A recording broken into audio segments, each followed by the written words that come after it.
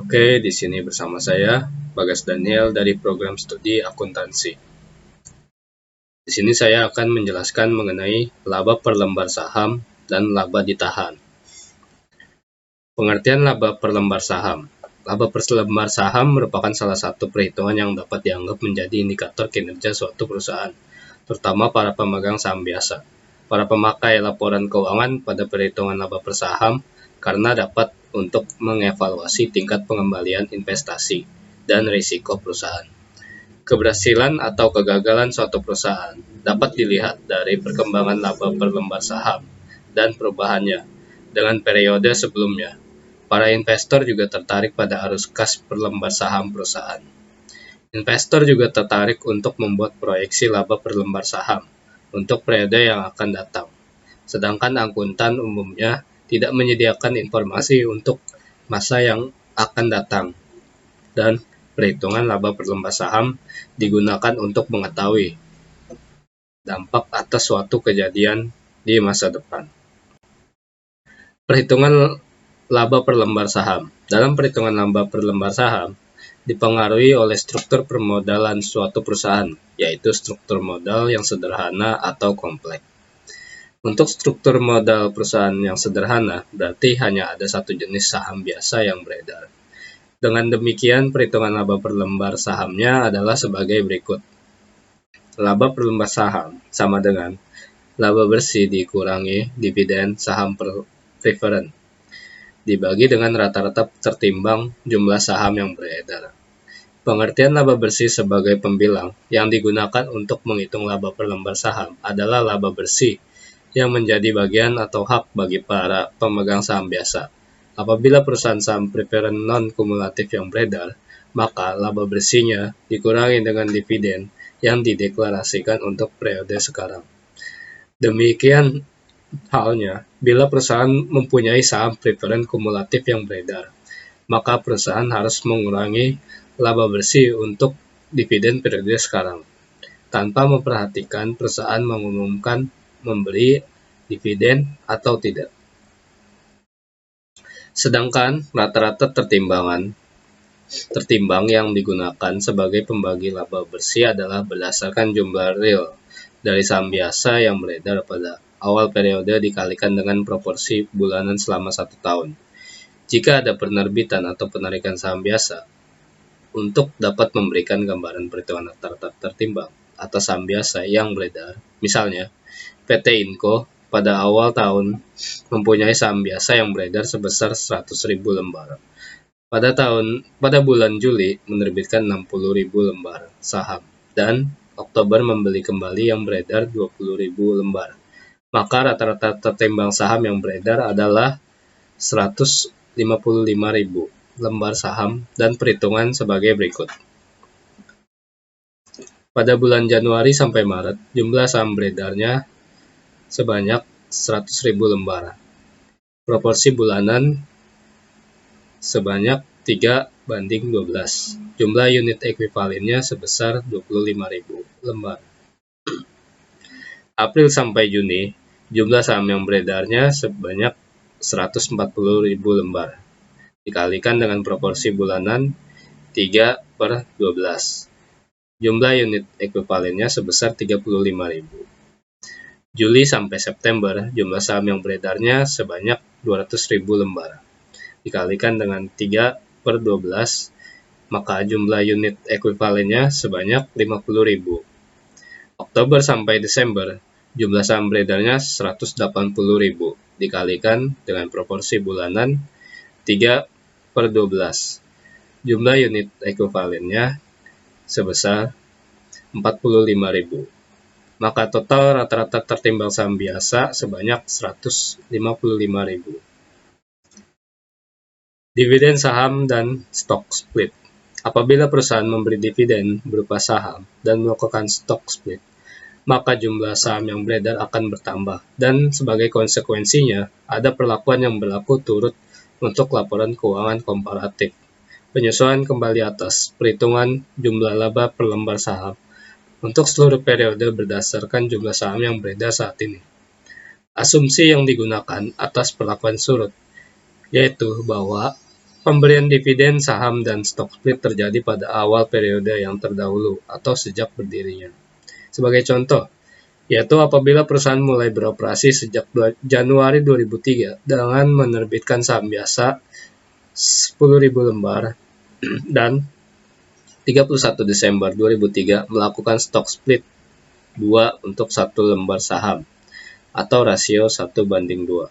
Dengan demikian, rata-rata tertimbang saham beredar akhir tahun 2003 adalah 20.000 yang didapat dari hasil 10.000 dikalikan dengan 2/1 dikalikan dengan 2/12. Karena dengan anggapan bahwa stock split dilakukan pada awal Januari 2003, pada bulan Mei 2004, perusahaan menerbitkan saham biasa 5.000 lembar.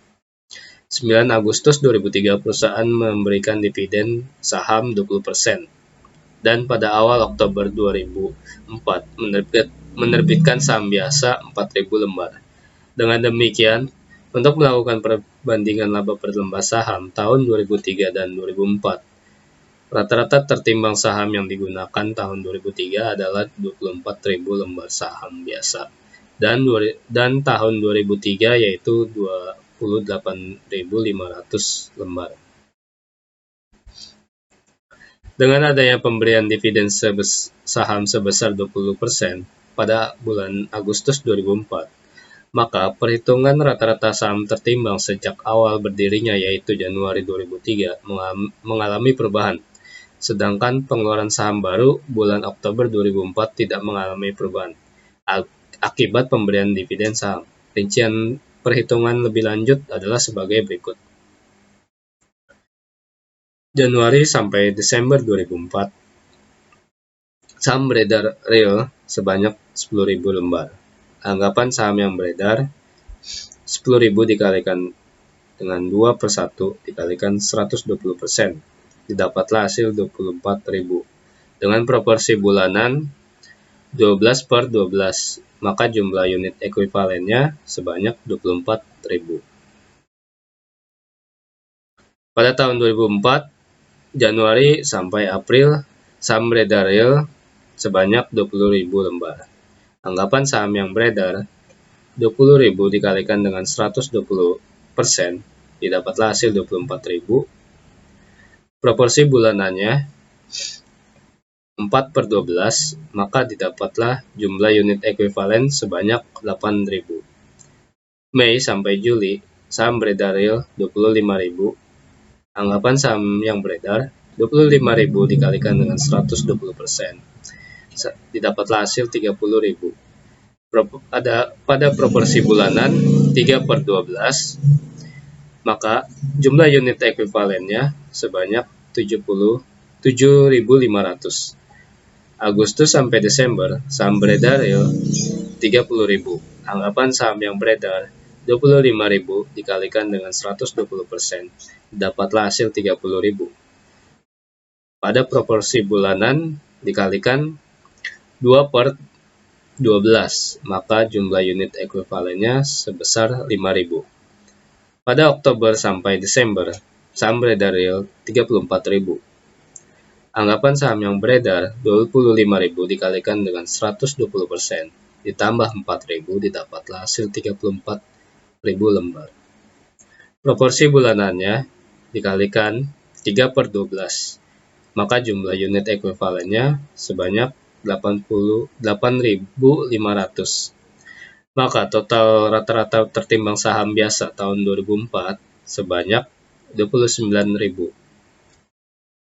Dilusi laba per lembar saham. Pada umumnya, perusahaan mempunyai struktur modal yang cukup kompleks, yaitu saham preferen dan obligasi, yang dapat dikonversi dengan saham biasa, waran, opsi saham. Semua jenis surat berharga tersebut mempunyai potensi berpengaruh pada saham biasa, karena pemiliknya dapat menukarkannya dengan saham biasa. Dilusi laba per lembar saham terjadi apabila seluruh potensi yang dapat mempengaruhi jumlah saham yang beredar mengalami perubahan, maka pada akhirnya akan berpengaruh pada penurunan laba per lembar saham. Apabila perusahaan mengalami kerugian operasi usaha, maka hal tersebut tidak akan berpengaruh pada dilusi laba per lembar saham biasa. Sebagai ilustrasi, yaitu pada tahun 2003, Perusahaan memperoleh laba bersih setelah pajak sebesar Rp20.000 dan pendapatan di luar usaha sebesar Rp3.500 sudah termasuk dalam laba bersih setelah pajak. Perusahaan mempunyai saham preferred sebanyak 8% dengan nilai Rp20.000 dan saham biasa Rp55.000. Sedangkan saham yang beredar adalah sebagai berikut. Pada awal Januari 2003, perusahaan menerbitkan saham biasa 5.000 lembar.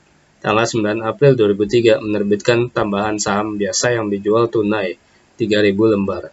Tanggal 3 Juni 2003, perusahaan melakukan stock split dengan rasio 1:2.